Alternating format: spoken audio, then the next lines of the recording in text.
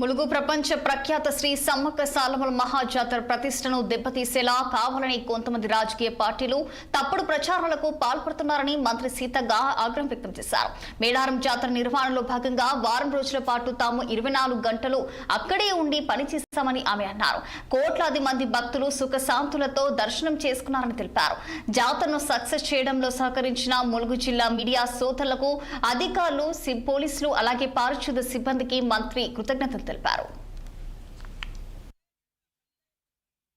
జాతరకు గతం కంటే ఈసారి జాతరకు పెరిగిన భక్తుల సంఖ్యను చూసి, భక్తిని చూసి కొంతమంది వాళ్ళు నమ్ముకునే దేవుళ్ళ దగ్గరికి తక్కువ వస్తున్నారనో, లేదా ఈ మాస్ పీపుల్తో పాటు క్లాస్ పీపుల్ కూడా పెద్ద ఎత్తున పోతున్నారనో దుష్ప్రచారము, అదే విధంగా దుర్మార్గమైనటువంటి తప్పుడు వార్తను స్ప్రెడ్ చేయడము, ఆడికి పోతే ప్రాణాపాయమని ఇవన్నీ కుట్రపూరితంగా చేస్తున్నారు.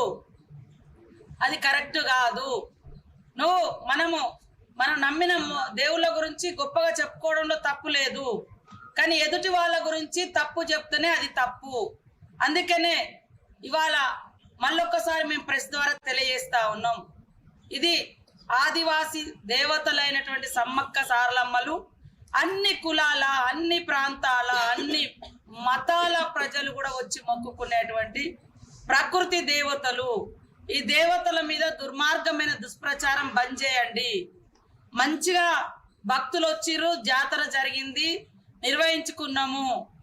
కానీ ఇవాళ మీరు ఒక్కొక్కరిని పనిగట్టుకొని వీడియోలు చేయించి ఈ జాతరలో దందాలు జరుగుతున్నాయి, దారుణాలు జరుగుతున్నాయి అని ఇట్లాంటి తప్పుడు ప్రచారం చేసి మా సమ్మక్క సారలమ్మ జాతర ఇమేజ్ని తగ్గించే కుట్ర బంద్ చేయండి.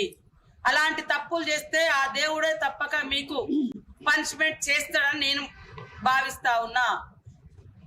ఎందుకంటే ఒక్కొక్కరి కులదైవం ఉంటుంది, ఆయా మత దైవాలు ఉంటాయి, ప్రాంత దేవతలు ఉంటారు.